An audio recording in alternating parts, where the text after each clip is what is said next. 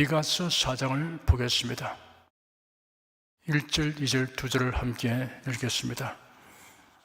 말일에 이르러는 여호와의 전의 산이 산들의 꼭대기에 굳게 서며 작은 산들 위에 뛰어나고 민족들이 그리로 몰려갈 것이라. 곧 많은 이방이 가며 이르기를 오라 우리가 여호와의 산에 올라가서 야곱의 하나님의 전에 이르자. 그가 그 도로 우리에게 가르치실 것이라. 우리가 그 길로 행하리라 하리니 이는 율법이 시온에서부터 나올 것이요 여호와의 말씀이 예루살렘에서부터 나올 것이니라. 미가 선지자는 지금까지 그 당시 유대 땅의 타락한 정치 지도자들, 관리들, 거짓 선지자들을 책망하고 하나님의 심판을 경고했습니다. 그리고 이들로 인하여 예루살렘이 멸망당하는 모습을 예언했습니다. 그런데 사장에 들어와서는 소망의 메시지를 선포했습니다. 이스라엘의 회복된 모습을 예언했습니다. 3장은 이스라엘의 가까운 미래에 대한 예언이고 4장은 이스라엘의 먼 장래에 대한 예언입니다. 말일에 이르러는 이라는 표현에서 말일은 장차 메시아를 통한 이스라엘의 회복이 성취될 종말의 날입니다.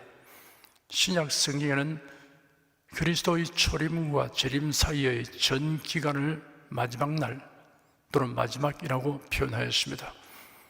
네가 이것을 알라 말세에 고통하는 때가 이르리니 디모데후서 3장 1절입니다.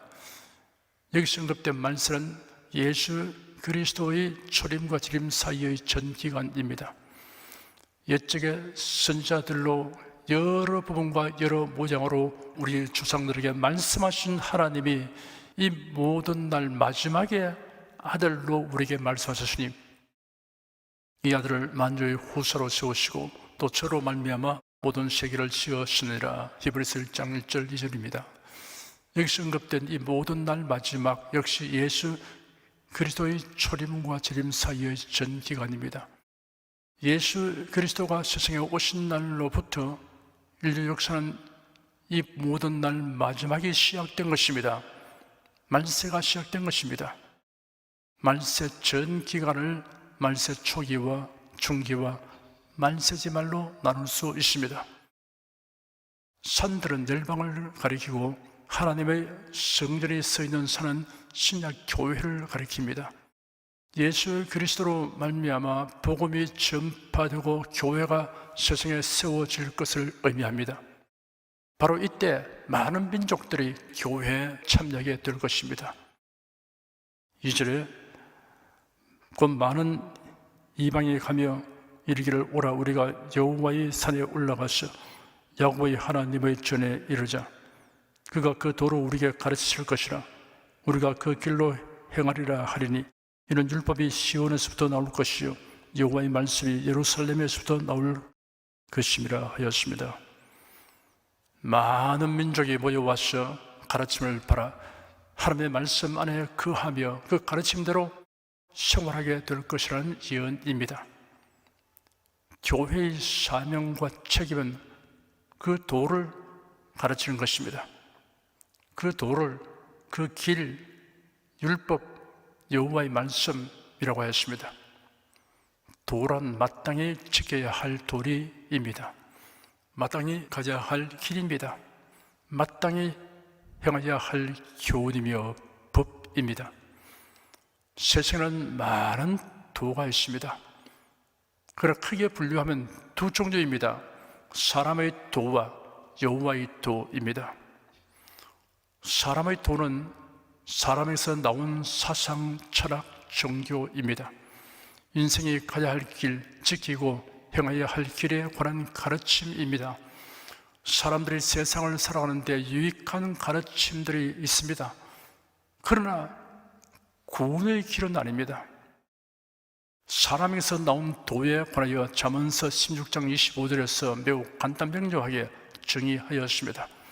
어떤 길은 사람의 보기에 바르나 필경은 사망의 길이라 하였습니다.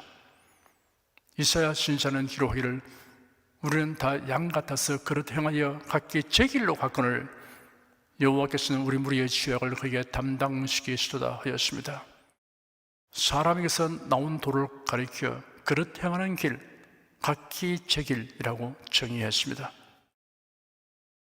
사람에게서 나온 도들을 서로 비교하여 우열을 논하는 것은 도토리 키재기와 다름없습니다. 사람이 만든 온갖 종교의 근원은 우상 종교입니다. 온갖 철학은 인본주의적이며 하나님께서 미련케 하신 것에 불과합니다. 고린도전서 1장에 기록되기를 십자가의 도가 멸망하는 자들에게는 미련한 것이요 구원을 얻는 우리에게는 하나님의 능력이라. 기록된 바 내가 지혜 있는 자들의 지혜를 멸하고 총명한 자들의 총명을 피하리라 하였으니 지혜 있는 자가 어디 있느냐? 선비가 어디 있느냐? 이 세대의 변사가 어디 있느냐? 하나님께서 이 세상의 지혜를 미련케 하신 것이 아니냐 하였습니다. 구원의 길의 고난이란 이 세상 지혜로 알 수 없습니다. 하나님께서 미련케 하신 것이기 때문입니다. 여호와의 도는 여호와의 말씀입니다. 여호와의 말씀은 예수 그리스도에 대한 말씀입니다. 예수께서 친히 말씀하시기를 성경이 곧 내게 대하여 증거하는 것이로다 하였고 내가 곧 길이요 진리요 생명이니 나로 말미암지 않고는 아버지께로 올 자가 없느니라 라고도 말씀하셨습니다. 여호와의 도는 예수 그리스도로 말미암는 복음입니다. 태양빛을 분광기로 분해하면 7가지 빛깔이 나타나듯이 복음은 은혜의 복음, 사랑의 복음, 권능의 복음, 치유의 복음, 영생의 복음, 부활의 복음, 천국 복음이라는 내용이 있습니다. 3절, 4절, 2절을 함께 읽겠습니다. 그가 많은 민족 중에 심판하시며 먼 곳 강한 이방을 판결하시리니 무리가 그 칼을 쳐서 보습을 만들고 창을 쳐서 낫을 만들 것이며 이 나라와 저 나라가 다시는 칼을 들고 서로 치지 아니하며 다시는 전쟁을 연습하지 아니하고 각 사람이 자기 포도나무 아래와 자기 무화과나무 아래에 앉을 것이라. 그들을 두렵게 할 자가 없으리니 이는 만군의 여호와의 입이 이같이 말씀하셨음이니라. 가인이 아벨을 죽인 그날부터 인류 사회는 대립과 반목으로 살상과 전쟁이 계속되고 있습니다. 사람들은 평화를 갈구하나 온전한 평화의 시절은 없었습니다. 평화를 갈구하는 인생들에게 평화를 주겠다고 나선 통치자가 한둘이 아닙니다. 바벨론 왕 느부갓네살, 페르시아 왕 고레스, 헬라 제국의 알렉산더 대왕은 당시의 온 세상을 다 점령하여 1인 통치하에서의 평화를 꿈꾼 자들입니다. 로마 제국은 아우구스투스 황제 때부터 광대한 영토와 국가를 지배하여 군소국가 간의 충돌을 없애고 치안을 확립하여 로마의 평화 시대를 약 200년간 유지하였습니다. 그러나 로마에 저항하는 자들이 있기 때문에 각처의 로마 군대를 주둔시켜서 이들을 무력으로 진압하였습니다. 주 70년 로마에 저항하는 이스라엘을 공격하여 예루살렘을 초토화하였습니다. 이때 유대인들은 전 세계로 흩어졌습니다. 프랑스의 황제 나폴레옹은 유럽 열국의 전쟁을 종식시킨다는 명분으로 침략 전쟁을 했습니다. 군국주의 일본은 대동아 공전 공영이라는 명분으로 동남아시아와 태평양 일대를 점령 지배하고 수탈하려 하였습니다. 나치스 독일의 총통 히틀러는 인류의 생존과 번영이라는 궤변으로 반유태주의와 게르만 민족 우월 사상을 국민들에게 주입시켜 인종 청소와 이웃 나라들을 침략하여 전 세계가 전쟁의 참화를 입게 하였습니다. 제1차 세계대전 이후 국제평화와 안전유지를 목적으로 1920년 국제연맹이 설립되었으나 채 20년도 지나지 않아 1939년 제2차 대전이 발발하였습니다. 제2차 세계대전이 끝난 후 전쟁 방지와 평화 유지를 위해 국제연합 유엔이 설립됨으로써 국제연맹은 해체되었습니다. 그러나 유엔 회원국이 늘어나고 있음에도 지금까지 이 땅에서 전쟁이 멈춘 날이 없습니다. 1950년 소련과 중국의 지원 아래 김일성 공산군의 남침으로 발생한 6.25 전쟁에는 유엔군이 참전하였습니다. 세계대전이나 다름없이 엄청난 파괴와 수많은 전사자와 부상자를 낸 참혹한 전쟁이었습니다. 1960년에는 베트남 전쟁이 발생하였습니다. 그 외에도 여러 형태와 규모의 전쟁이 그치지 않고 있습니다. 전쟁 무기의 양상과 성량의 고도화는 하루가 다르게 진전되고 있습니다. 이제는 전쟁이 일어나면 전후방이 없게 되었습니다. 그러므로 모든 사람의 마음 한구석에는 전쟁에 대한 불안감이 상존하고 있습니다. 사람들은 평화를 갈구하면서도 전쟁을 대비하여 무력을 강화시키지 않고는 평화를 기대할 수 없는 역설적인 행동을 하고 있습니다. 사람의 힘으로는 이 땅의 온전한 평화는 결코 다가오지 않는다는 것이 역사의 교훈입니다. 참된 평화는 메시아가 통치하는 날에 실현됩니다. 주 예수 그리스도의 통치는 절대자의 통치이므로 메시아의 시대가 도래하면 참된 평화가 임할 것입니다. 그리스도께서 친히 다스리시는 천년 왕국 시대에 대한 예언입니다. 3절에 칼을 쳐서 보습을 만들 것이며 창을 쳐서 낫을 만들고라는 말은 공격과 살상의 무기가 이를 위한 도구로 바뀌게 됨을 의미합니다. 전쟁의 시대에서 평화의 시로 전환됨을 상징합니다. 4절에는 각 사람이 자기 포도나무 아래와 자기 무화과 나무 아래 앉을 것이라 라는 표현으로 그리스도의 왕국에서 누릴 평화가 이스라엘의 최절정기였던 솔로몬 시대를 압도하고 능가함을 의미합니다. 5절 한 절을 함께 읽겠습니다. 만민이 각각 자기의 신의 이름을 빙자하여 행하되 오직 우리는 우리 하나님 여호와의 이름을 빙자하여 영원히 행하리로다.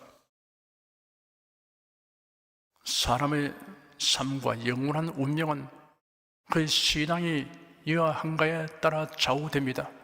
신앙에 관련하여 사람을 세 부류로 나눌 수 있습니다. 첫째 부류는 무신론자입니다. 둘째 부류는 우상숭배자입니다.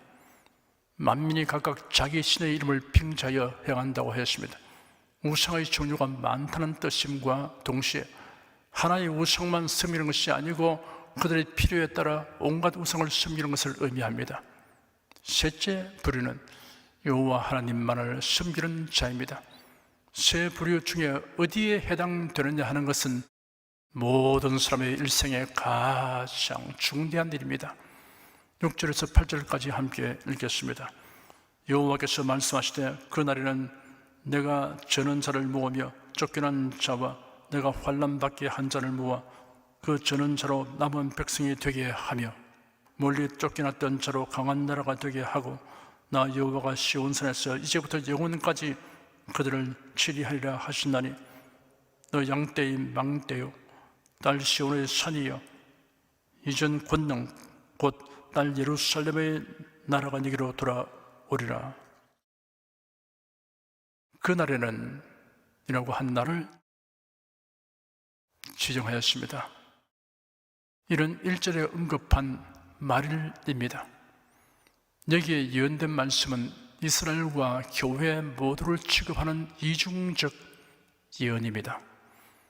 하나님의 택한 백성들은 구원을 얻게 되고 예루살렘은 만국 중에서 높임을 받게 됩니다.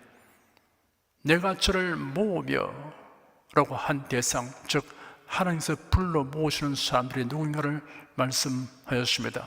저는 자, 쫓겨난 자, 환난받게 한 자, 나라 잃고 쫓겨났던 자라고 지목하였습니다. 달리 말하면 하나님의 택하심을 바라는 자들이며 또한 하나님의 부르심에 응답하는 자들입니다.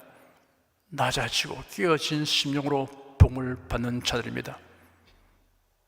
낭패와 실망당한 뒤에 예수께로 나옵니다. 십자가 은혜 받으려고 주께로 옵니다.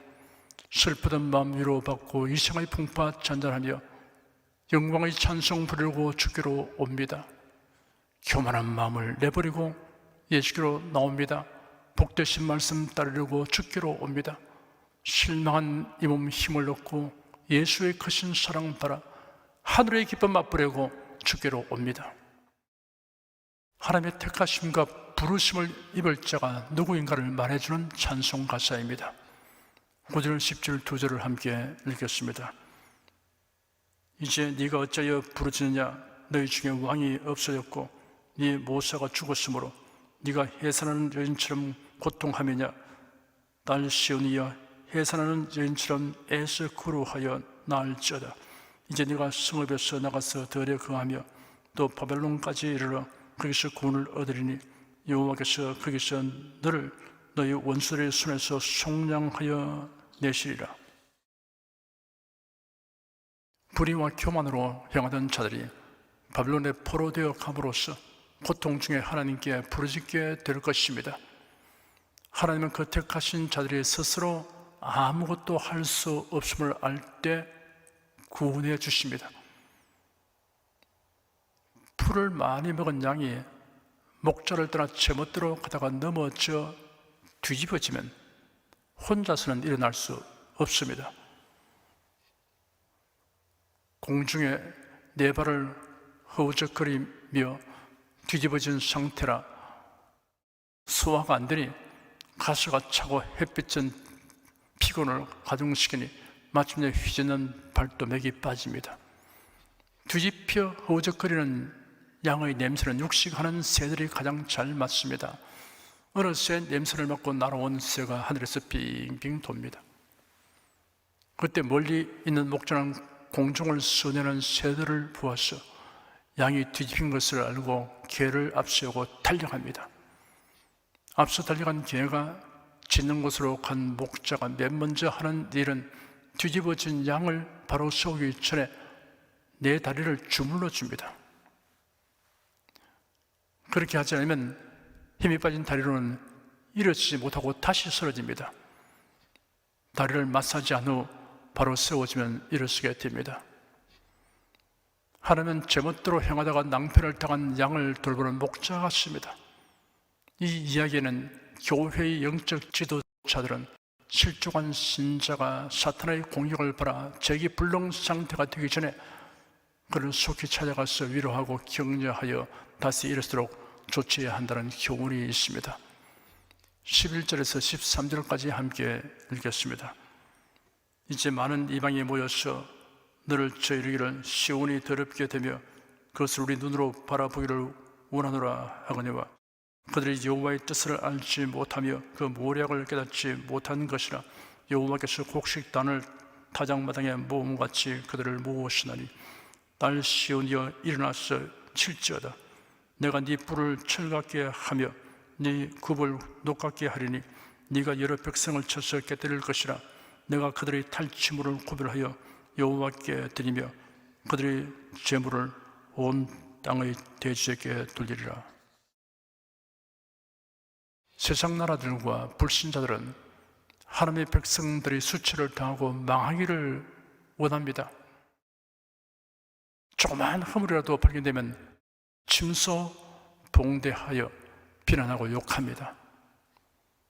그리 할지라도 종국에는 세상은 하나님의 심판을 받아 망합니다. 이스라엘의 승리, 교회의 승리는 하나님의 권능으로 말미암게 됩니다. 기도하겠습니다. 길 가는 사람이 길을 잘못 들면 아무리 착한 마음으로 열심히 간다 하여도 가면 갈수록 잘못된 방향으로 더 멀리 가게 된다는 것쯤은 누구나 알므로 지도와 이정표를 확인하기 마련인데 놀랍게도 영생과 구원으로 가는 길을 안내하는 하나님의 말씀은 무시해버리고 제멋대로 무턱대고 고집하며 가는 미련한 인생들의 실상을 우리가 이 연설을 통하여 살펴보며 교훈을 받습니다. 하나님께서 선지자를 통하여 선민 이스라엘에게 심판과 멸망의 길을 떠나 영생과 구원의 길을 가도록 선포하여도 마치 멸망받기로 작정된 자처럼 자처는 그것을 보고 통탄을 금할 수 없습니다. 이러한 역사를 거울과 경계로 삼으라고 성경에 기록해 주셔서 그 전체를 따르지 않도록 경각심을 갖게 하여 주신 주님의 사랑과 은혜에 감사드립니다. 주 예수 그리스도 이름으로 기도드립니다. 아멘.